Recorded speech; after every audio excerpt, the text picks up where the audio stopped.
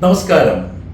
My father is not here, but his teachings still live in my heart, live in my life. എൻ്റെ അച്ഛൻ എന്നോടൊപ്പം ഇപ്പോൾ ഇല്ല.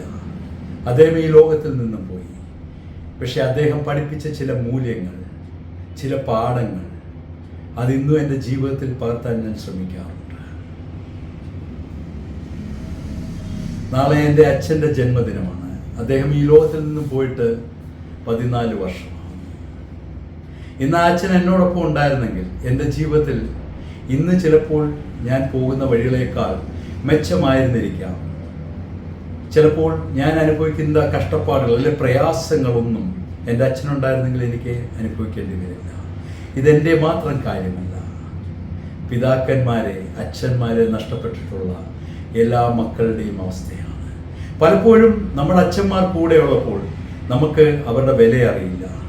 കാരണം നമ്മൾ അവരെ വിമർശിക്കാനും അവർ ചെയ്യുന്നതെല്ലാം നോക്കാനും നടക്കും. പക്ഷെ ഒരു കാലത്ത് അവർ നമ്മൾക്ക് വേണ്ടി എന്തുമാത്രം കഷ്ടപ്പെട്ടിട്ടുണ്ട്, എന്തുമാത്രം പ്രയാസം അനുഭവിച്ചിട്ടുണ്ട്. നമുക്ക് വേണ്ടിയല്ലേ അവർ ജീവിച്ചത്. പക്ഷെ ചെറിയ ചെറിയ കാര്യങ്ങൾക്ക് നമ്മളവരെ കുറ്റപ്പെടുത്തുന്നു, അവസാനം ഒറ്റപ്പെടുത്തുന്നു. അവർ പോയി കഴിയുമ്പോൾ മാത്രമേ അവരുടെ മൂല്യം നമുക്ക് തിരിച്ചറിയാൻ കഴിയൂ. ജീവിതത്തിൽ ഒരച്ഛനെ നഷ്ടപ്പെടുന്ന മകൻ്റെ അല്ലെ മകളുടെ അവസ്ഥ അത് വല്ലാത്ത അവസ്ഥ തന്നെയാണ്.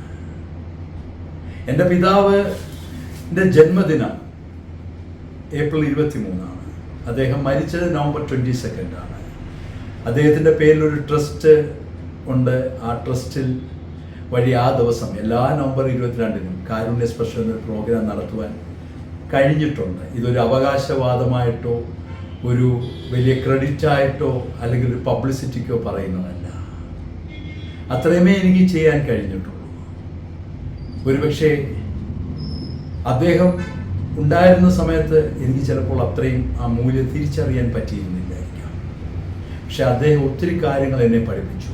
ജീവിതത്തിൽ എന്ത് പ്രതിസന്ധി വന്നാലും, പ്രയാസം വന്നാലും, വേദന വന്നാലും പിടിച്ചു നിൽക്കാനുള്ള ശക്തി അദ്ദേഹത്തിനുണ്ടായിരുന്നു. അതെന്നെ മുന്നോട്ട് കൊണ്ടുപോയിട്ടുണ്ട്.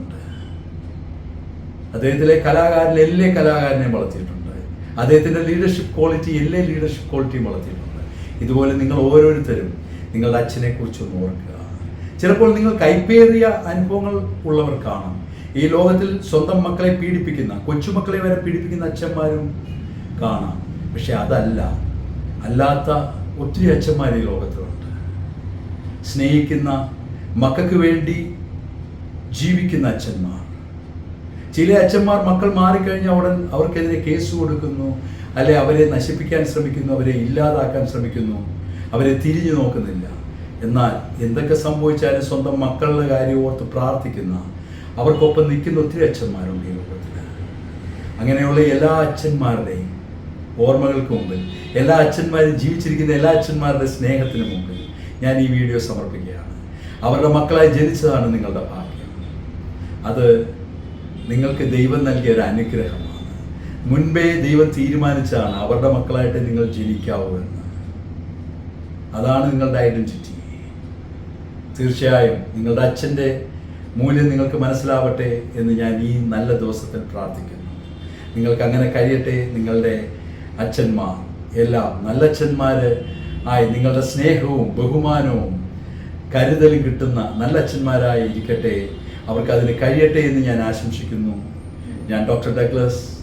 Thank you.